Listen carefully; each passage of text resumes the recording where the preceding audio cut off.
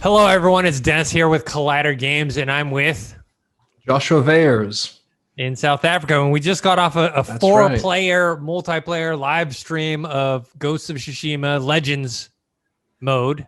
You, me, Dorian, and Dave from the Collider website had a blast playing it. I think we played for like over 2 hours. It's a lot of fun. A lot of cool stuff in there in terms of like upgrading. Plus, it's free. So if you have the Yeah. game, definitely. And if you don't have the game, I definitely recommend it. Not, I mean, it's worth the money just for the single player mission or the single Oh player yeah. campaign. But this multiplayer is just an added bonus. But we'll talk a little bit more about that. A lot of big news this week in terms of the world of gaming. We got, the Quest 2 launch. We had some more stuff about Cyberpunk 2077, of Assassin's Creed Valhalla, all this good stuff. But let's start off with the PS5 UI. Basically, State of Play released about an 11-minute video showing off the new capabilities and the interface and what you can actually do. And there's, a lot of people that are excited, but then some people are like worried about certain things here and there. What was your take from this this video being released and the kind of the new features that they have that are geared kind of more towards being able to access everything while you're playing a game? It's first of all, I will say, just based off of the purely how it looks, not how it functions, but purely off of how it looks, it took me a while to warm up to it. But after watching them explain the UI throughout the video, it literally after 5 minutes, it was like I was used to it. It's almost like it's been in my living room for the whole year. You know what I mean? You accept the changes very quickly. I think so, at least looks wise and how things have moved around differently. The majority of the functions they've added to this UI, I think, are amazing ideas. I do see some people getting a little worried about the video function, like the hints where you can go down, and it can be, if you're on a certain part, it can have some suggested videos like, oh, you're looking for an item in the stage.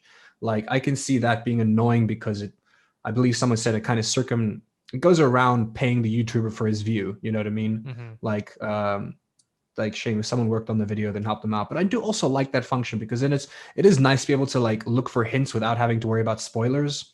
That's probably the best point of it, I think. But other than that, this new UI specifically looks like they've actually set it up to.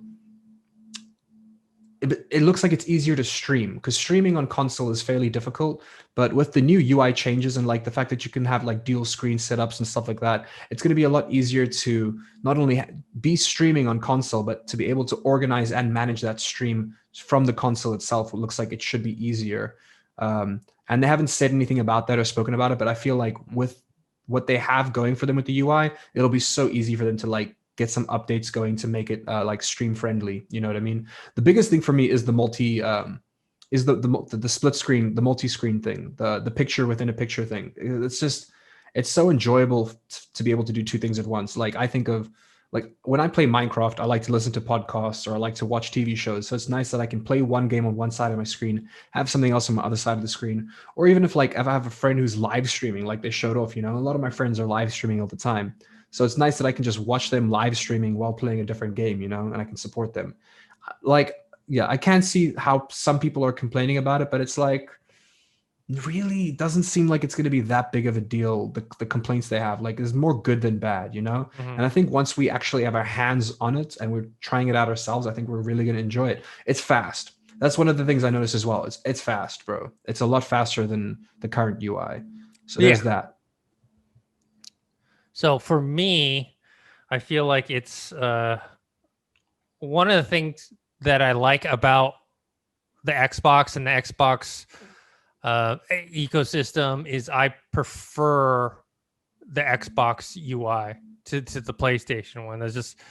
It suits me better, probably because I like multimedia stuff. And with the PS3 and even the PS4 is better than the PS3, but even still, it's definitely just, I don't know, not as clean. It's a little harder to find stuff around, maybe because I'm not used to it, but I don't know. It just doesn't feel as streamlined. Now, this one I think looks pretty good, but I think it's geared towards someone that's not me. Like someone I don't stream that often. Also don't really look at hints, like it's funny. The thing that I looked at in walkthroughs is not actually how to do something.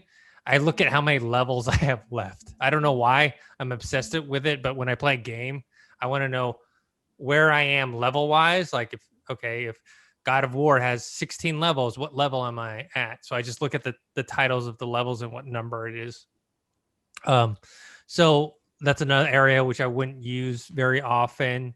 But I think it's cool that you can bring this up without leaving the game. I think that's the whole like difference between this and what they had before is that you can access a bunch of stuff. You can also, this is another feature that is maybe great for this newer generation, but just something I would never do is like you can play a game and then you can quote unquote get the stream of your friend's game that he's playing that could be totally different, has nothing to do with you, and like watch him play something totally different. Like if I was playing God of War and you were playing Ghost of Tsushima, I'm like watching you play Ghost of Tsushima and we're talking at the same time as I'm playing God of War and you're playing. To me, I have no use for this whatsoever, but apparently it must have do something for somebody because they put it in there. So it's just a lot of stuff for me personally, just I won't be using, for me, like Yeah. I play games. I use my consoles for multimedia.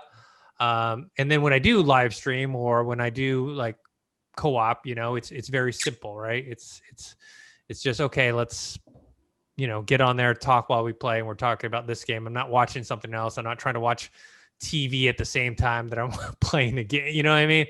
I like to focus on one thing that I'm doing at that time. What do you think about these features? Are these something that you're going to use? Honestly, I'm excited because they're really pushing this whole idea of a social space rather than being in a party with your friends. Like it's more of they're trying to create an actual social space similar to what Discord is. Like Discord used to just be TeamSpeak essentially. You know what I mean? Discord was just a place for you to get into like a voice party with your friends and play games. But now Discord are literally like they're complete social spaces. They're almost like they're in their own what are they like they use a phrase better, the people who made Discord. They're like it's like micro communities. You know what I mean? They're setting up these micro communities. And for the longest time, I've always wondered, why does Sony or even Xbox, why don't they have Discord support? So many games are going crossplay. It would be fantastic if I could, because look, base game party settings usually have the worst audio like rates. You know what I mean? Like if I'm on PlayStation, I'm going to be in a PS party because the audio is a lot better. Like the voice chat audio is a lot better. Same with PC. If I'm playing PC games, I'm going to be on Discord because the voice audio is a lot better. So the fact that they've never really allowed like a Discord link or like a Discord app on either one of these consoles boggles my mind. But I kind of like now seeing this move that Sony made makes sense to me. There's once they've set this up, it's essentially them kind of approaching creating voice chats more like a social setting or like a social space, which I like as well, because it's like you could probably set up like watch parties. Like me and my friends would get into a party in PlayStation and we would just watch the same YouTube videos and talk over it. You know what I mean? Whereas now we don't have to worry about lining up videos and stuff. We can actually just set up a watch party and just watch like the same YouTube video or something, like with through screen sharing. So I think it's gonna do great for social purposes, making new friends, making good friends. I think it's also smart because setting up these social spaces is going to keep you there more often. And I also see if they're successful with these new social spaces and new party settings and all that stuff, all the new features, if they're successful with it, it'll tie in very well to mobile. You know what I mean? Where it's like if there's a social space, my friends are in a party on PlayStation 5, I can just join on my phone and be like, "Hey, how's it going, guys?" It'll be easier that way as well. So in terms of crossplay, which has got nothing to do with this UI, I hope that this kind of like social space that they've set up, I know that, like I said, you can obviously download the PlayStation app on your phone. I'm wondering if they will ever allow PC support for the PlayStation app. Like if I can join my friend's PlayStation party through PC just to talk to them, you know what I mean? Whether I'm in a game with them or not. Like I really hope that that's a thing that Probably they work on. not, my guess. I don't know. Probably not, but it's like it just would be handy with all the games going crossplay so that you don't have to worry about that horrible in-game audio sound from your voice chat. But all around, I see this as a personal win. It does look like they really went out of their way trying their best not to make this UI look like Microsoft's. Because when you're going for that whole multi-view, multifunctional, like Microsoft nailed that with the Xbox One. I think their UI was really good in terms of being able to multitask and like look through like different things and stuff. So I do. I feel like PlayStation probably struggled a bit making sure that it doesn't look like that, which is why they're calling these different things cards, instead of just like, I don't know. It's weird. I don't know why they're called cards. It's just like it's just another menu. But yeah, I like the UI. It looks crisp. It does look very pretty, and I'm sure it's going to look even better in 4K. Yeah, I mean, like I said, it's a lot of functions that I think are very cool, and hopefully, in terms of creating a social community within these games, it's going to help out with it. I just personally, other than like us like today playing multiplayer co-op Ghost of Tsushima, that's the limits of my social interactions on games. Like I just don't, like I said, I don't want to talk to anybody else about something else if I'm playing a game, especially if I'm playing a single player game that has nothing to do with them. That's just me. I just like to focus on what I'm doing, so maybe I'm old school like that. Yeah, there was one thing that does piss me off about the UI, and it's not something that's like, it's not going to get in the way or anything. It's just a preference, which is the fact that I enjoy when I turn my PlayStation on to see the home screen. I just enjoy it. It's nice and clear. There's not a lot of stuff on it, and like themes work well. Like I wonder what this is going to do for like making PlayStation themes. The whole game's going to change now, making like interactive themes and stuff. And it's one of those things where the only time you're going to see the PlayStation home screen is if you're booting it from completely powered off. Because it's as soon as you turn on your PlayStation, if you're turning it on from rest mode, the first thing you're going to see is the previous game you were playing, which is cool. But it's too busy for me. It's just too busy. You know what I mean? Like, just give me a second. I just turned my PlayStation on. I'll get there when I get there. It's more game social oriented, where Xbox and Microsoft are more multimedia oriented. So like it's very easy to navigate to. I'll be honest with you, like the Xbox in my living room right now is purely a multimedia device. I watch it like Netflix, Amazon Prime, Hulu, HBO Max, YouTube, all on there. I have another Xbox in here in my office that I just play on my computer monitor, and that's it. And it's just nice to have out there. I know it's a very expensive multimedia device, but it actually is the best one. Like I have, Amazon Stick. I have Google directly as well, can't you? Huh? With the Xbox One, can't you link your cable directly as well? If you still have cable TV, that is. Oh yeah, you can, but I don't have cable TV anymore. Also, you can do the thing like the PlayStation does, where like if I want to, I could play that Xbox over here wirelessly on my computer if I wanted. But yeah, what I was saying was that even though there are like other choices for multimedia devices like the Amazon Fire Stick, Chromecast, whatever, Roku, all that stuff, and I've tried them all, and they're fine, but they're just not as responsive.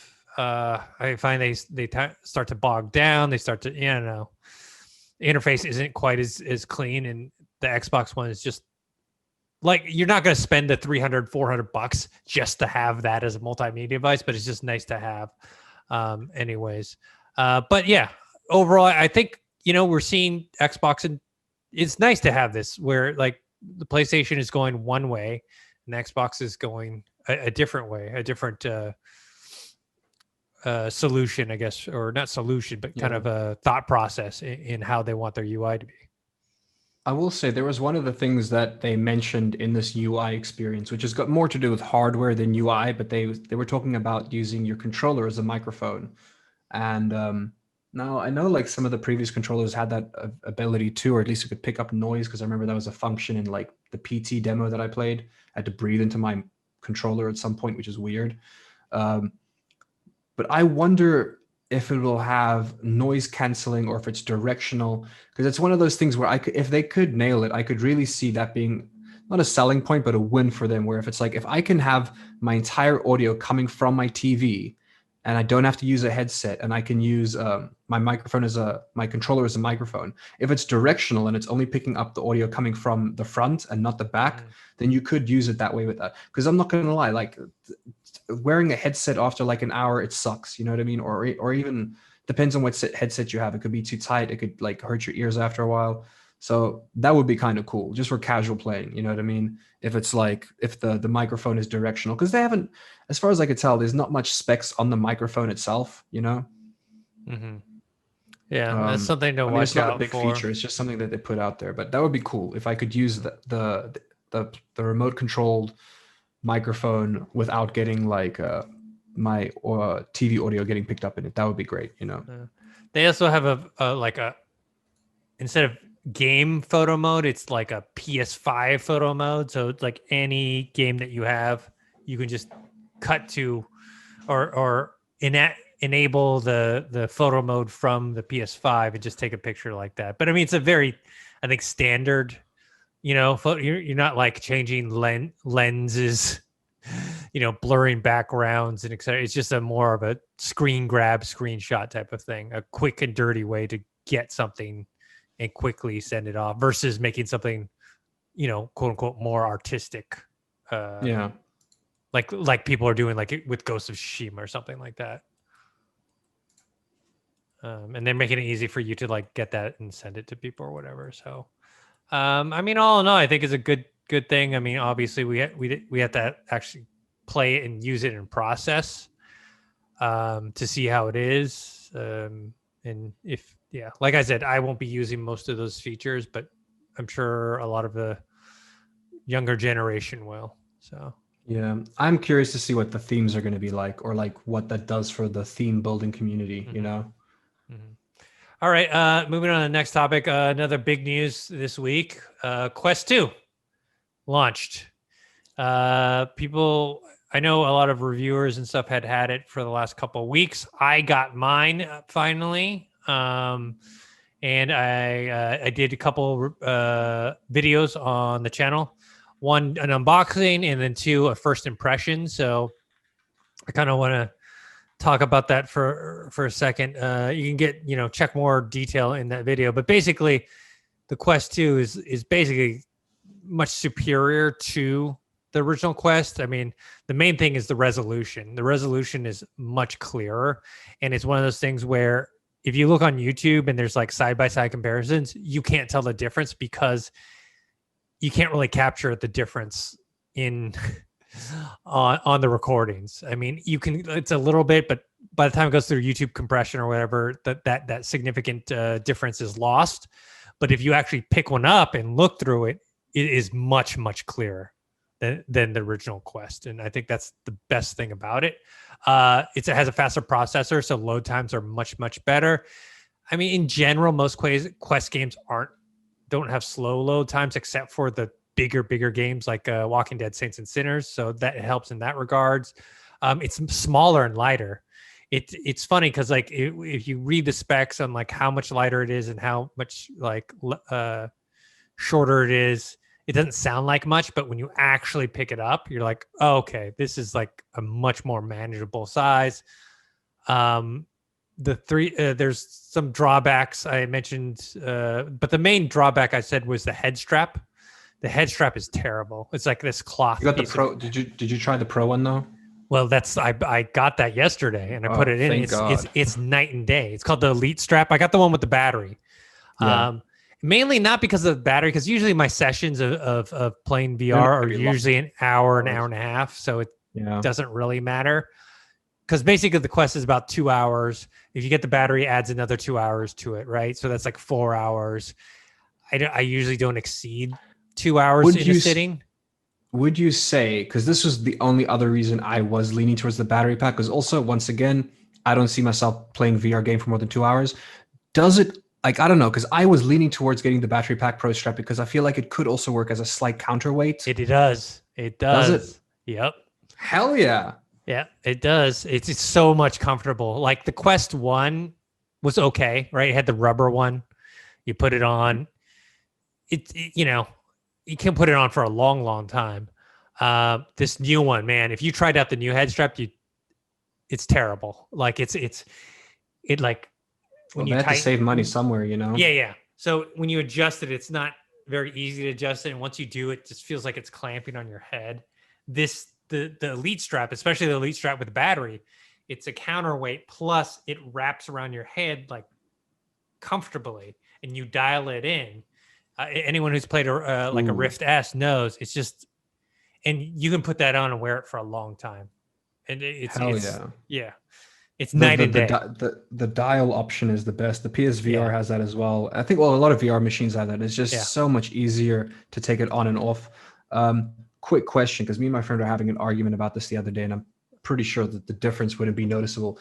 But he was saying that he wants to get himself a Quest 2, but he would still rather have it plugged in so that it doesn't drop resolution from drawing power internally. And I was like, if there is a resolution drop from drawing the power internally rather than drawing it externally, you won't notice it. There's no way. I didn't see any difference whatsoever.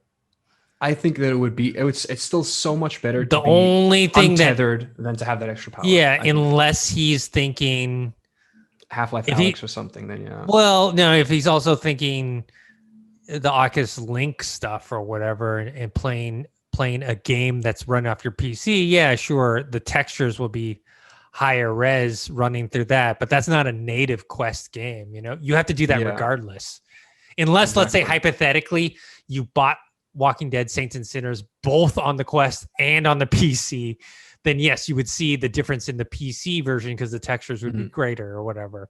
But why would you do that? If you bought it on the PC, you probably played it and finished it. Like, why would you buy it on the Quest? He wanted to use a link cable for native Quest games. No, and I was like, that makes no sense. No. It makes zero sense. It defeats the entire purpose of the immersion of everything. Not only that, there's no difference. There's no difference. Yeah.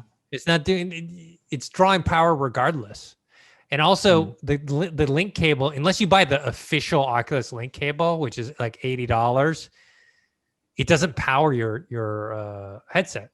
It's just sending data. Wow. Yeah. It's pure. Now if you're not playing a game, it will power your headset. But if you're playing a game, it's purely just sending the video feed from the PC. So. I got two more questions for you about the Quest. One is you wear glasses sometimes. Have you tried the divider to see how it fits with the glasses inside? I have not tried the divider, and I never used the divider on the first one. I found that I can squeeze my glasses in there. It's not like once it's in there, it's fine. But taking it off and like putting it in, it is a little more of a struggle. So maybe if you put the divider in, that would help. But for me, it's not really worth changing. Not that necessary. Yeah. So, and then my other question, and this one is probably a bit more important, and it's the one that I'm most worried about in the case of me going to be buying a Quest at the end of this year, which is there's only 3 settings for how close you want the lenses, correct? There is. You can't adjust it perfectly, so you kind of have to go with what works best for you and just deal with it, I guess. Yeah. Mine works straight out the box. I assumed that it was on the middle setting and it was fine for me. So I don't know how dialed in you have to be. And then second thing, the resolution is so much higher on this one than the first one that it may compensate for that. Like seriously, noticeably. It's like going from HD monitor to a 4K monitor. So. Oh wow! Yeah, it's noticeable. Yeah. So. Yeah, I recommend it, but the caveat being that $299 is a bit of a trick price because you have to get the Elite strap. Okay, not which is $50. Yeah, do it. If you want to buy the one that I got with the battery, it's actually $130, but it's not just the battery; it comes with a case, and it's the head strap with the battery. So you're paying for and like you said, it's a good counterweight. Yeah, So no, I think I'm getting I looked into it. I'm not getting the, I don't know. I'll see how I feel about the battery pack, but I'm definitely getting the Elite strap. There's after all the reviews I've seen, you have to get the Elite strap. You have to. Yeah. You don't have to get a battery. That's just a preference for myself to having that extra counterweight. But having the Elite strap is a huge difference. So really it's a $350 device. How does the cinema mode compare from the previous Quest? I was hoping. Keep in mind, people aren't really going to be using it. I did a comparison. It's slightly better. It's not as. I think it has more to do because the resolution is definitely better on this, but I think it has more to do with the data rates that that are being sent. Also, there's just something about these videos in VR that like even something that's like supposedly like super high resolution, it just doesn't come out as crisp as like a game. Yeah. Because the game is natively rendering, the graphics, where the video stuff is just like they're just pushing the pixels and whatnot. And so they're recreating it. And it just, yes, it's slightly better, but it's not that huge difference. It's not as big a difference as the games. The games, like if you put in a game and then you put it on the Quest 1, you put it in the Quest 2, you can see a very noticeable difference where, let's say Netflix or Amazon Prime or whatever, it's like, okay, there's a difference, but it's not as severe. Yeah, people were saying that like obviously you're gonna have the different apps on it as well, and they were saying it completely depends on the app as well. Like the one review I was seeing, the guy said Amazon Prime works fantastic on the Quest 2. Netflix, he said, was trash. Like the user experience was just like he couldn't use Netflix at all. He was like, it was horrible. Their app in general is just not that great. You just have one. You only have one place you can sit, and it's not very adjustable. Where the Amazon's cool, like you can pick different things. Also, it's weird. The Netflix one, I guess, because Netflix is a streaming thing. You want to be at home, so the setting is like this guy's, or like this home. Where the Netflix or the Amazon one, you can pick a movie theater, and like you feel like you're in a movie theater. Yeah, that's sick. Yeah, but so at the end of the day, people aren't going to be. By the sounds of things, it doesn't look like people are going to be using this for media. Keep in mind, you're getting a Quest, you're playing the games, but it doesn't seem like it'll be being used. It's not going to be used for media as much as what I thought it may be. Not unless you were a big fan of the social component. Like there's apps like called Big Screen and whatnot where you can like watch things with other people. So they have events where like they show a movie and then you pay a certain amount of money and then you go into that group and everyone's in there watching and talking and whatnot. So definitely wouldn't do that for a movie you haven't seen before. Or definitely it needs to be something like a cult classic that everyone's seen before. Yeah. So if someone's talking, it won't bother you as much. Also, if you're going to buy the Quest 2, make sure that Facebook is available in your region. Yeah, a lot of people a lot of people got screwed over that way. Yeah. But that's also like stupid. Like, don't drop the money on that without having done your research. It's like creating a Facebook account. Even if you don't have a Facebook account, creating one, not a big deal. You can make a fake account and make like a throwaway account. But it sucks when you live in a country where it's not available at all. Yeah. And then you got which then again, just get a VPN. Just make your account and then peace out. True. So if you want to know more, check out some of the other videos that I did on the channel on the Quest 2. I'm still going to do some more. There's also a lot of new games coming out. The Walking Dead, Saints and Sinner Quest version, and I think it's one of the best games on the Quest, just came out. And they're, I think they are going to, in the future, do some texture upgrades for the Quest 2. A few of the games have texture upgrades like Red Matter and whatnot, but it's very limited right now. But there's games that are coming out soon that definitely were made with the Quest 2 in mind, like Population 1, which is their battle royale game, the Jurassic World Aftermath. That one really didn't need the Quest 2 power because it's cell shaded animation, but it's nice to have. And I think Beat Saber multiplayer just came out as well. So there's a lot of things going on with the Quest 2 that I'm excited about. All right, let's move on to the next thing we've got is, this one we talked about earlier. Ghost of Tsushima Legends co-op mode just came out. It's for free as long as you own the game. And we played it earlier, and man, did we have a blast. We had so much fun playing that game. It's like, I'm itching. Like if I didn't have so much things to do, I got to like edit this podcast after we're done. I got to go run out and get some camera equipment, and I got to do some other stuff. Like I'd be playing it right now with you. Like I'd be like, Josh, let's play it, I was gonna say, usually me and Dorian stream Apex Legends after the podcast, but he messaged me just now going, "Hey, you up for some Ghost of Tsushima Legends?" I was like, "Hell yeah!" We might try out the co-op, try to get some footage for us. The story. Yeah. We're gonna try the co-op, get some footage for the channel. Yeah. But like my biggest takeaway from someone who hasn't finished the base game right now, I'm enjoying Legends more. And mind you, I'm still very in the beginning of the base game, and I know that I'm going to enjoy the base game more. But it's just like, dude, I just like the constant action. Like I just like I'm not, it's so addicting to just be there and then hordes like wave after wave of these people. I can't wait till the raid hunt modes. them down. I can't wait till the raid modes open up. I mean, we haven't gotten to that point And yet because there's so much customization, guys.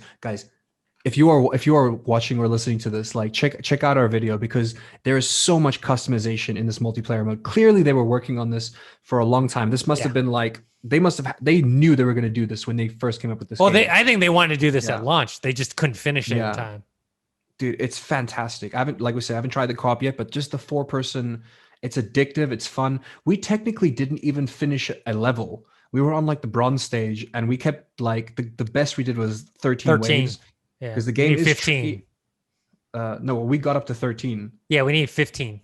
Yeah, we needed 15, but we only got up to 13, so we didn't even get to complete it. But that was a good 2 hours of just having fun, like no regrets. You know what I mean? Yeah. I hope that they roll out a couple patches though, because we did bump into some like bugs. Yeah, one some, time like, I didn't pick up my experience XP, and 2 or 3 times you didn't pick up your XP. Yeah, and then that was about sucked. it. Yeah. But other than that, like, and there were times where it's like you guys went back to the lobby, but I was still in the game. Yeah. It's like, but I'm sure that they'll fix that out. But dude, what a win! Like, I can't think of anything bad to say about the game. Like we already did, like those 2-3 glitches. That's it. You know, it was addictive, man. And each class serves its purpose. Like we messed up. I'm about to say, to tell you guys right now, if you're playing this game, the first class you choose, you are stuck with that class for the first 7 ranks, which if you're getting XP, it doesn't take too long to get to rank 7, I suppose. But you can't choose your class after that. So we ended up being 3 assassins and 1 samurai. And once you play the game, you kind of realize that you really need each class independently, you know, or at least not so many like assassins, because they're not meant to be played like tanks, and we were playing them like tanks because we had no choice. But a hunter is pivotal in that game. Someone needs to be a hunter. Yeah. So hopefully we keep grinding on that game, get more stuff, obviously with customization. Yeah, I think this is a big win for them, especially it's free, and everyone who loves the game will love this as well, you know. And so I'm interested to see what you think of the single player after you beat it. Yeah, because I'm still excited to play the single player. It's just like I'd probably like right now I would rather play Legends. Yeah, I would rather play Legends for like an hour. And then when I'm chill, I will go back to the storyline. Because, you know, obviously there's a lot of stealth and there's a lot of like the cutscenes and all that stuff, which I really enjoy. But sometimes you just want that. You just want that heat, man. You just want that action. And like that's what this game is giving me. I'm digging it, man. I love it thoroughly. I will say this. I hope that they do it. And I think I'm the only person that hopes they do this. Is I kind of hope they turn this into games as a service. Like, because that's how much fun I'm having. And it's like there's a lot of customization, but it's like I would get the battle pass if there was one. Like I hate to say that, but I would. You know what? I would if they keep dropping new story missions. If it's just survival 100%. missions, or if they drop new maps. Like I don't mind paying for stuff that adds something to the game, and also my thing about it is not overcharging for stuff. One, like I don't want like, you know, one mask is $10. Like screw that. I'm not buying a mask for $10. No. Considering right now, Dennis, you have access to what, like 50 masks for free? Yeah.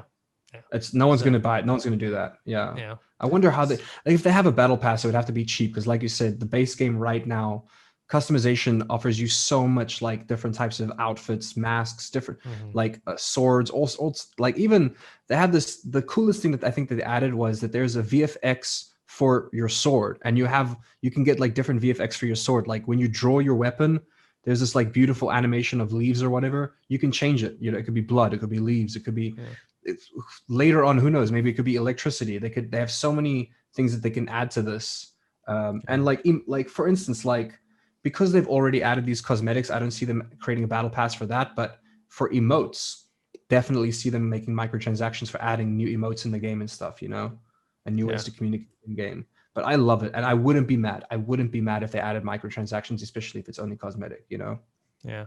All right, let's move on to the next one. We'll talk more about that, I'm sure, in the weeks to come because we'll keep playing it and talking about it. But Cyberpunk 2077 released a couple trailers. One, the styles of Night City, where they show off kind of the 4 kind of different customization styles that you can go with. And then the Welcome to the Diner trailer, which was more of like a cutscene, really. Yeah. Yeah, both look good. I'm hyped for the game. We're actually interviewing, I think, is it the head level designer? Let me double check here. But yeah, we're interviewing one of the head team members at CD Projekt Red about Cyberpunk 2077 Oh, nice. on Tuesday, and then I'm not sure when it's going to come out, but just to let you guys know, that interview is forthcoming. But yeah, this just gets me excited. I love this. Is of all the type of games, my favorite games is this type of game: open world, multiple branches, creating different types of characters, customize different characters, living in a world, going on quests, main quests, side quests. That's my favorite type of game, and this is right up my alley. Yeah, I think the one thing that stood out for me the most is besides, I have to say this every time, but really this most recent episode that they've released just blew me away graphically. Like the cars look amazing. Like not just the style that they've gone with, but the actual just the graphics on its own and the shine and the way the light hits the shine, the reflections, they look gorgeous. And they put an emphasis on how like each there's different classes of vehicles and they'll all feel different when you drive them. They're not all going to just feel like a car. You know what I mean? Like you're going to feel some vehicles, you're going to feel that extra torque or the extra power or that extra speed or the extra maneuverability. You know what I mean? They really work quite hard on making sure that each vehicle feels differently when you're in it. And each vehicle is going to have like different purposes or uses for them even, you know, like there's a really small, looks like the smart car, like it looks like a junker version of the smart car, and you can drive that upstairs, get into places where you shouldn't be in a car, you know, for fun. But when they showed off the styles, I loved, don't get me wrong, I love the styles, but I was just more into the immersion of the world, into the just the NPCs. Like I can't wait to just walk around the city and like not do anything and just walk around the city and like do people watching in like do virtual people watching, you know? And like some of the stuff the NPCs say are funny and wild and crazy, and I like that. I also do like how different classes of people will be dressed differently. Like the upper class, more wealthy people have this whole like military kind of looking outfits, and I like that it's distinct. Like you can see the differences. You know what I mean? If you're walking down the road, you can be like, oh, that guy's wealthy. So if I want to, I'm assuming if I can mug people in the game, like in GTA, I'm going to go mug the military people because their chances are they have more money, you know? Whereas people like living on the outskirts of the city, they're all like in tank tops and like they have less cyborg parts because they obviously can't afford the upgrades. It looks you can tell how much effort worked into the individuality of this game. This game is so it has its own flavor and it has its own like I don't know, it's very individual and very independent as a video game, and I like that. Like I can't, yes, you can relate it to other like open world action RPG kind of games, but it's still like I do get like GTA 5 feelings from it, but the characters and the world itself is so uniquely beautiful that it's just I can't wait for this game, man. Truly cannot wait for this game. Yeah, and we'll be asking the team over there about the design of it and where they kind of drew inspiration for us. For you to ask them, which is because they're still iffy about this, which is the fact that you know the blades that come out of your arms. Yeah. They removed it out of the game, then they put it back in the game, and now people aren't too sure if it's still in the game or not. But it was part of their marketing, so they have to have it in the game. Same with the wall running. Remember, they had the wall running, and then they. But think about how many figurines, like the figures, they've already sold. That like the chick with the blade arms, like all the figurines that they've sold and the merchandising that they've created. So I don't know. Like I think I read something about them they brought it back into the game, but you can only use it in certain situations, or like the use has been limited or something, which makes sense. Because they said in like later stages it was too OP, I guess. Yeah, maybe. Maybe, but yeah, I would be very sad if they got rid of that completely. Considering that was the hype 7 years ago when they dropped the trailer. That was the hype. It was like, yo, look at this cyborg lady with scissors coming out of her arms. Yeah. All right, let's move on to the next one. Spider-Man Miles Morales. There's been more gameplay details about it. Some of the abilities revealed. I guess Game Informer got a few hours of the opening of the game, and they said that, you know, Spider-Man, he's not going to be, or Miles isn't going to be this exact same as Peter Parker. Obviously, he has different abilities that Peter Parker doesn't have. Also, just being able to, you can choose 2 different modes: 4K at 60 FPS performance mode, or 4K at 30 FPS. So where it's going to be higher, not higher resolution, same resolution, but I'm assuming the textures and stuff will be much better. Oh yeah, here we go. The fidelity mode offers ray tracing and visual effects not in performance mode, and load times have also been eliminated. So I don't know which one you would go with out of these. I don't have a 4K TV. Yeah, neither do I. Doesn't matter. It doesn't matter. Yeah. Did you mention this on the last podcast, which is the whole free upgrade thing, where it's like you have to get the Miles Morales edition of the Ultimate Edition in order to get the Spider-Man. Yeah. Because if you don't get the Ultimate Edition, you just get the base. You still get the base game of Spider-Man, but not the remastered version. Yeah. Yeah, which is a little weird. Okay, so we did talk about that then. Well, the other thing that I definitely worth mentioning is Spider-Cat. What the hell? That's awesome. Did you watch the video I sent you? No. So there's like a quest. They show a quest where Miles Morales has to rescue this cat. Oh, that's right. And then he rescues the cat, and then he takes it back. And then in my mind, I'm like, oh, it's just a quest. But you're like fleeing around with the cat in the backpack. And then at the end of it, I was like, oh, you're giving the cat back, and that's done. But then afterwards, it goes to another cutscene where the cat's with you. It has its own spider mask on, and it's in your backpack. And it's in your combos. Yeah. Like they end off the video where you do like this combo and the cat actually jumps out and attack from the backpack and attacks. Yeah, that's pretty awesome. I can't wait for Cyber. Well, we're different topic, but yeah, Spider Cat. Can't wait for that. I have to say, I love this outfit. The one with the backpack and the hoodie while Miles is still in suit. That one's sick. And then they also showed off some gameplay where there are both the Spider-Men in one cutscene, which I was like, oh, that's great, because they kind of like do like a passing of the torch, where it seems like you will do some missions with Spider-Man himself, not just Miles Morales. You know, where you guys are like, there may be a bit of showing him the ropes or something, which looks quite cool. And more than anything, from all this gameplay we've seen, is they really nailed the fact that Miles has got a very different swinging style to Peter. Like not just different, but like more inexperienced. Like when he's flinging through the air, you can see he's not as acrobatic. He's more like a lot like the animated movie Into the Spider-Verse, where he's kind of all over the place. Gives it that really cool style. I like it. He's like doing backflips and stuff, but not on purpose. He's just like, whoa, physics. But it looks sick. And then more than anything, dude, the combat with his abilities, the combat looks more fun than the previous Spider-Man game. Like his electrical abilities make it look a lot more fun. I will say that. And then also a lot of the takedowns look cooler. Like the finishers, they look more polished and stuff, which I like. Yeah. So another huge game coming out. Yeah, we're getting into the season now. I feel like this past couple of weeks we're starting to get into the video game season, with the next gen consoles right around the corner. Quest 2 just came out.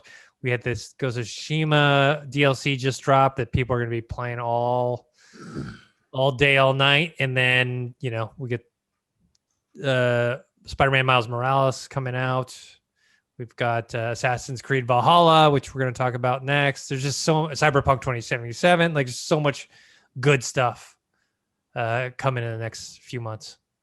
Oh, just to confirm, the Spider Cat is a suit. Just like in the first Spider-Man, how you had all these different suits for Spider-Man. Same thing in here, where it's like obviously the super ability is the cat attacking, but it's part of the suit. That's quite cool. And then there's also like a Daft Punk looking suit. Yeah. Announced. Yeah, very crazy. All right, let's move on to Assassin's Creed Valhalla. A lot more footage. If you look at the Collider.com, one of our writers, Ali, wrote a couple articles, one kind of reviewing the gameplay and also our first impressions. You can see that the Assassin's Creed, in comparison to other Assassin's Creed, it's a kind of more brutal combat. Like I see a lot of chopping off of heads. You also can like charge people, take them down and beat them up on the ground. You also can use these large, heavy two-handed weapons that just like are just brutal when you hit people. you can change between a man and a woman. Like your main character, his name is Ivor, I can't remember. But Probably Ivor, I think. yeah, Ivor. You can change between a man or a woman, and I think sometimes in the game it does it for you, depending on what the story situation is. But you can manually change it as well if you like. So yeah, I like that mainly because, like they said, it's just Vikings. They were all for I don't know if they were all for gender equality, but they were like, you know what, the woman, they come and pillage with us. Bring the woman with. Let's go and murder people together, you know? So I kind of like that because Viking women are known to be these like, beastly women that just like tanks, you know what I mean? Amazing. I like that. I am curious to see. I wonder what that says about the story because you're right. I was looking into it. The game will at certain points force you to either be the male or the female for story purposes. And I wonder what that has to do with the story. It probably has everything to do with your settlement that you're building up, your little home base. I have a feeling it'll have to do with that. But yeah, interesting choice. I mean, look, a lot of the like previous Assassin's Creed games gave you the option of being male or female, or at least I know that Assassin's Creed Odyssey had that. Odyssey did. Yeah, but it wasn't like but that completely revolved around, like, I wouldn't say it completely changed the story, but it's like you still bump into your sibling, if you will, in this. Oh, yes. I can say spoilers. The game's old, but the point is, like, you can't I don't know, like you can't switch between the two, which I like the fact that you can now switch between the two. And it seems like there's different stories for each person, or like different ways of interacting, where it's like in Assassin's Creed Odyssey, it was just one story. You're either male or female, and then you bump into your younger sibling, you know? Yeah. And then, like you said, you build your settlement, which I don't remember doing in Odyssey. No, there was just kind of, you had your hometown and you never went back to it ever. Like you were more like a lone wanderer. There was this one quest I did in Assassin's Creed Odyssey, which is like there's a plague and you can choose to kill the people or not. And apparently if you don't kill them, like you go back to your hometown after like months of other stuff, you come back and there's just a plague has torn apart your hometown. And I was like, I chose to do that on purpose because I wanted to see, like, it was brutal, man. Everyone was dead. Everyone was depressed. Like even that little girl that you start the game with, like your little friend, she's super depressed. Her friends are dead. Like I was like, I unleashed this plague. I feel so bad, but I wanted to see what it's like. So I like that. But I do like this idea of building up your hometown because it's nice to see progress, not just within the character in terms of what he's wearing and how he looks and abilities. It's nice to see progress elsewhere, and I enjoy games that do that. Mm-hmm. All right, let's move on to some smaller news topics. Microsoft has hired 2 more former Naughty Dog staff to join their quadruple A developer. Dude, this thing is so hype, the initiative. It's like, I feel like any game they come out with will never live up to the hype, even though we don't know anything about what they're working on. Or it'll never come out. Like the fact that they've gotten all these like super like high level former employees of huge studios and huge games. But anyways, they've got the Lee Davis, formerly the Naughty Dog's head of Melee animation. He's going to be the lead gameplay animator. And then Lauren Garcia, who is Naughty Dog's character shading technical director, is now the senior shading technologies. So they kind of got a little promotion as they jump from one. I'm sure they got a pay raise and they got a promotion, and they jump from, an established studio to this new one. I just, man, had to make it worth it.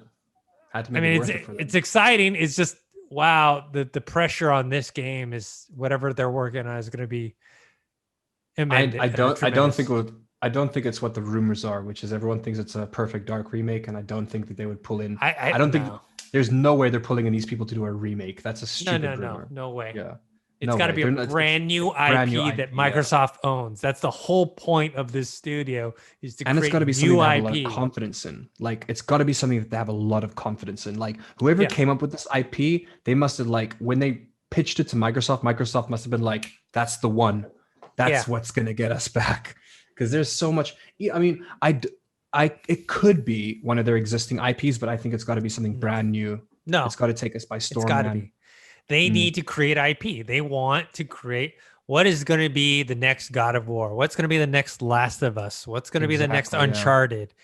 That's what they're looking for, because that's what they don't have. They got Halo and they got Gears of War, and that's it. And they've been riding those two for so long. Now they have acquired Fallout, so now Fallout and Skyrim or the Elder Scrolls franchise is now part of Microsoft, which is nice. But what they really need to do is create new IP, much like how Starfield is going to be technically going to be a new Microsoft IP. That's what they want, and the expectations for this studio are just super dark. Yeah, super big. Yeah, rumors of Perfect Dark reboot. I think that's just a waste of. Not that Perfect Dark isn't a worthy game to have a remake. Just you're going to spend all that money and resources to make a remake of a game that was critically well received and did pretty well financially, but it wasn't like a huge blockbuster. You know what I mean? There's a reason why Perfect Dark hasn't, had so many iterations. So yeah, it's definitely not going to be a quadruple A game for a remake. You know what I mean? Like, once again, I would also love a Perfect Dark remake, but not from these people. From these people, I expect excellence. Not just the team, but the individuals who are hired. I expect excellence. Yeah. So we'll keep an eye on that. Next thing, maybe you can talk more about this. Yeah. Apex Legends, new Legends revealed, Horizon. Do you know anything? All I know is like they had a little kind of like storyline of how it's technically a leak, if you will. It's not the official announcement, so we don't really know much about her or him. Let me look through this again. It looks like it's a she. Then again, I can't assume in 2020. I think it's a she.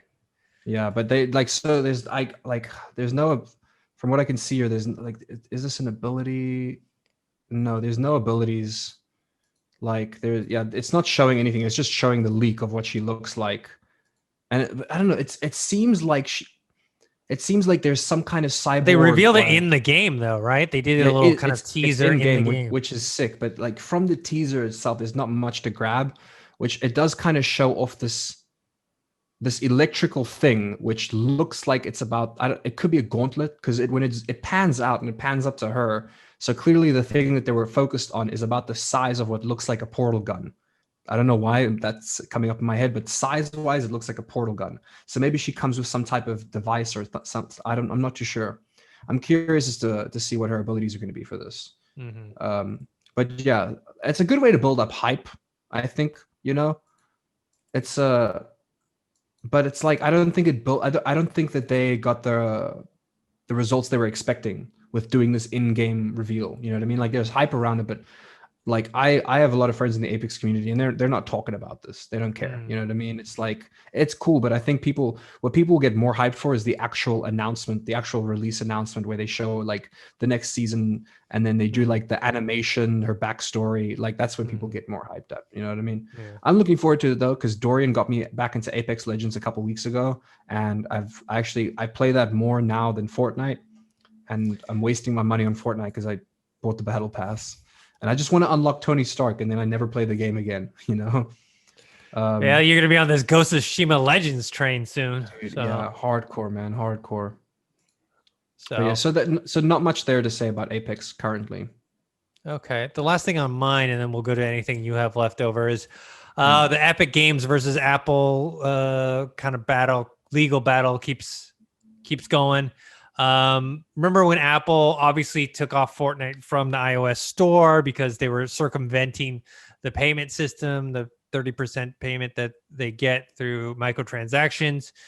So they took it off the store. Now that is currently still being upheld, but the one thing that the court decided that they can't do is ban all of Unreal Engine being updated on iOS.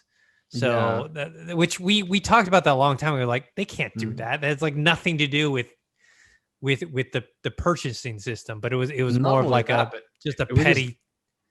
It would damage them. Like when they said, they were like, yeah, we're still gonna allow Unreal Engine on our phones. I'm like, of course you are. It makes you money. Like, for them to like say, you know what, no, no Unreal Engine support on iPhones. It's stupid. That's literally them throwing money away that they could be getting from like other app developers. You know what I mean?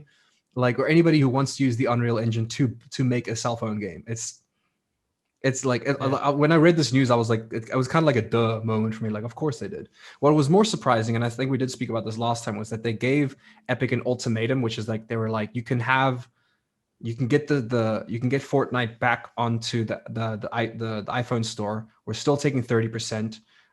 But after the court case, if you guys win the court case, you get to keep all that money that was made during this period of time, which is just a win for them. Like the fact that they didn't take that, it could, but then again, we don't know the legal implications of that. Maybe they didn't take that deal because it'll make them look weak in a certain argument they have to make.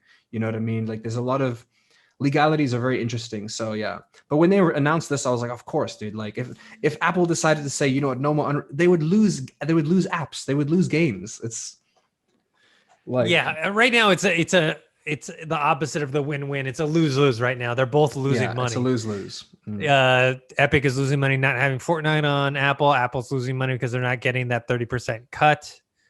But I guess in Apple's case, they're like, well, if you're going to circumvent the payment anyways, we might as well just not have you. You know what I mean? So hopefully they come into some agreement. But as of right now, it's ongoing. The trial is starting, and we'll follow up with that. Do you have any other news that you wanted to talk about? Yeah, I got a couple of things here. There's three unions that represent Blizzard workers, and they're calling for a strike. There's a trio of unions representing Blizzard employees in France specifically because they were going to, I can't pronounce the city's name, Versailles. Versailles, yeah, in France, yeah. They were going to close down. Yeah, Versailles. They were going to close down their Versailles office, is essentially like cutting 285 jobs, and it's kind of screwing people over. And then when the union spoke to them about it, they were like, no, we don't plan on doing this. But everyone's like, no, they've been planning to do this for a long time. Like this has been like a plan of theirs for a while. Because even I think in America, they cut like 100 and something jobs last year before the pandemic, even just specifically from their marketing and IT groups.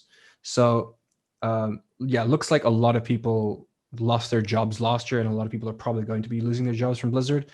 And I truly do feel bad for the employees, but for Blizzard, eat shit.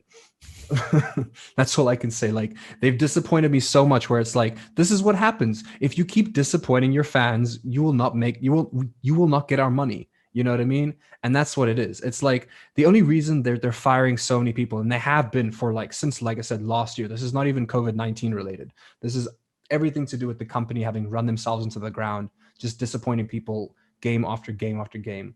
So yeah, unions are calling for a strike. While we're talking about Blizzard as well, they have officially stopped support. Well, not stopped support, but they're no longer doing updates for StarCraft 2 a decade after the game came out, which says a lot because it was actually StarCraft 2, besides World of Warcraft, StarCraft 2 was getting more frequent updates than any of their other newer IPs. So it says a lot. So they're stopping support from there.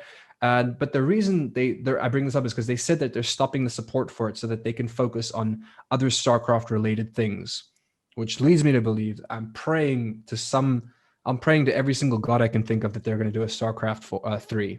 They can't do a Warcraft 4 because Warcraft 3 Reforged was such an absolute shit show that no one's going to have faith in them to do a Warcraft 4. Well, they need to get the goodwill back, the good PR, exactly, the goodwill of the fans back before they can. And I feel like because there's also like the RTS genre right now is nothing compared to what it was 2010. Oh yeah, because the battle royale genre took over. So I really hope that they could push out a StarCraft 3. It might not dominate the genres in terms of what people are playing, but there's no one else doing RTS games. They're still going to make money if they make another RTS game. It went from RTS to MOBA to Battle Royale. Yeah. So and it kind of like, it was weird. It kind of went from like in terms of not competitive, but just in terms of genres, it went from like it was like FPS, then RTS, then survival games, then MOBAs, then FPS games again, and battle royales again. It's a weird cycle. So yeah, I thought that was worth bringing up. Sad to see that happen. Oh, and then kind of confirmed, but not really confirmed, is that we are getting a Mass Effect remaster that's been rumored for a while. There was a It's been, leak recently. yeah, it came straight from what was it? Korea. They gave it a rating. They gave a rating for a game called Mass Effect Legendary Edition. Now they're definitely not going to be repackaging Andromeda. That's for damn sure. So it's got to be the first. That's like that's the one I didn't play. I mean, I downloaded the demo, but that was it. Don't. But like I love it's one of my favorite game franchises, Mass Andromeda Effect. So I love the first three. On the previous games, it was so bad. To be honest, though, to be that honest, I mean, I get it, sure, to replay it, but I'd rather see a Knights of the Old Republic remaster of the first two games, just because it's so much older. One, the fighting system, the combat system needs to be revamped in that to a modern one. That would add a whole new flavor to the game, much like with Final Fantasy VII did, you know. And then also the graphics were so old school back then. That was the original Xbox that it came out on. So Mass Effect 1 started off on Xbox 360, so at least had that one jump in generation. So I'd rather see a Mass Effect trilogy remaster. Great, fantastic. I just would want to see a Knights of the Old Republic one first. Yeah. Well, I think both of those are viable. Look, if this is, I feel like it's a credible source. The fact that they've already put out a rating for the game means that not only is it coming, but it's probably coming fairly soon. Like for them to have given it a rating already, you know? Well, then again, I guess it's a remaster. They know what to rate it because it's already been rated. But look, it hasn't been as confirmed, but there have been a lot of leaks about the Knights of the Old Republic remake, where they're remaking both games in one game and to fit canon better, to fit the Star Wars canon better. Like there's a lot, I don't know, because there are so many rumors about that from so many different sources, I think it has to be true, you know? But moving on real quick. So this is the day old question we've been asking ourselves, which is the whole, is Xbox planning on making Bethesda games exclusive to console? And they spoke to them about this, and they said that, I love this because it's such like a yes but no answer, because they're like, look, we at no point in time do we feel like taking the game away from users. We're trying to get the game in as many users' hands as possible. That being said, seeing as we have games on console and PC, we don't really see a need to bring it to PlayStation, which I was like, it's fair, like fair enough. If you're going to be on PC, if you're Xbox exclusive, that's shitty. But if you're on Xbox and PC, you can't complain too much. You know what I mean? Like it does suck that it's not going to be on Sony, but it's like, but it's also one of those things where in the statement, they actually said specifically that even if they had to release the Elder Scrolls 6 and whatever, like other Bethesda, like the next like Doom Eternal or whatever, even if they had to release those on all platforms, sorry, how do we let me rephrase it. They said if they did have to make it a console exclusive, they said that they are more than confident that they will make the money back that they invested. They're 7.5 million, so they're 7.5 billion. They said that they can make that back so easily by making those games exclusives. They're not worried about losing out on the money on selling it on other platforms. Especially because they specifically talked about xCloud and Xbox Game Pass for PC. With those things involved, they're going to make the money back. If Sony told them you can have xCloud / Game Pass on PlayStation, they would put all those games on there, you know. But Sony's never going to do that. That's the thing. So. And then this is actually big news to talk about, Dennis, because they finally did it. They've separated Call of Duty Warzone from the frickin' base game. Starting next week, you can now install multiplayer only. You don't have to install the base. You get options to choose. So that's honestly going to free up like a whole 100 gigs, like for some people, like maybe not 100 gigs, but like actually possible, because the game, the whole game now, prior to this update that they're releasing, like if you wanted to play Warzone on a console, I think it's somewhere near like 200 gigs or something. It's crazy stupid. So the fact that you can now separate the two makes sense to me. And it also means that eventually I think it is going to be games as a service, and it's going to be its own separate entity, which is smart if they want to really keep pushing Warzone, unless they're going to do what they did with Blackout, where it's like, we're just going to release a whole separate, battle royale, which makes no sense. There's so much hype around this. So that was worth mentioning. The Avengers DLC and the next gen versions got delayed. So the next gen version of Avengers is delayed. It's worth mentioning. Animal Crossing. Get a tour of Joe Biden's island this Friday. I don't think it's worth talking about, but it's worth saying. So if you guys want to go take a look at Joe Biden's island, I believe it's available today. Keanu Reeves' motorcycle, he has a motorcycle company that he co-founded, and one of their motorcycles is going to be in Cyberpunk 2077. And I don't think we mentioned it earlier, but there is going to be a Porsche Carrera, the OG. I think it's the 911. But yeah, so that's the only real car in the game. There's the only 2 real vehicles in the game based off of actual vehicles. The rest are all completely custom made in the game, which is beautiful. And then last but not least, this is something people are really upset about, but it's like, please, man, come on. It's just the fact that PS5 can record voice chats and report them to moderators. So now everyone's like, oh, PlayStation 5 is going to be listening to my every single word. No, they're not. You are not that special. You are not that important. They do not care what is coming out of your mouth unless it is hate speech or like predatory. Yeah. You know what I mean? That's it. Like, unless you're doing sketchy shit, they're not going to be listening to your conversations. You're fine. Don't worry. Because they don't care. They don't. Same with Facebook. Everybody who's listening to your conversation right now, and I guarantee you there probably are people listening to your conversations right now, but they're all bots. They're not real people. They're meant for advertising purposes, which is sad but true. Yeah. So, yeah, they don't care about you. They just care about your dollar. That's all they care about, man. How they're going to advertise to you. All right. That's it for this episode. A lot of big news, a lot of cool stuff coming. We're hopping. There's too much stuff to do. I want to play Ghost of Tsushima. I've seen a hop back on Walking Dead Saints and Sinners on the Quest. I've got my Quest 2, that Population 1 VR Battle Royale game is coming out soon. I think next week. It's going to be very interesting times in the next few months for video games. Busy week for sure. And then the launch of the new consoles fairly soon, less than a month now. So that's crazy. Yeah. Cool. Yeah. And we also here in the US have a huge election that has worldwide consequences. It's not just the whole world. We're all watching. It's all we can talk about here in South Africa as well. Yeah, we have our own issues, but we still talk about the election. Yeah. So that will also be over by the time the next gen consoles come out as well. So I don't know, just crazy. The world is surprisingly, even though it's a pandemic and people are like mostly holed at home, it's still a lot of stuff going on. So, and thank God there's video games to play at home. Hell yeah. Imagine, oh my God, imagine if we had this pandemic in like the 80s or 90s. There's no internet. There's no online video game playing. There's like you couldn't go see your friend, right? So you're not playing any video games with anybody. You're playing video games by yourself. You can't order anything online. So whatever games you got is basically what you got to keep playing. You know what I mean? Like you are. I got. There's nothing for you to do. No streaming services. No streaming services. Nothing. I got a funny thing for you to picture. Imagine what it must have been like during this lockdown to have been an extroverted jock.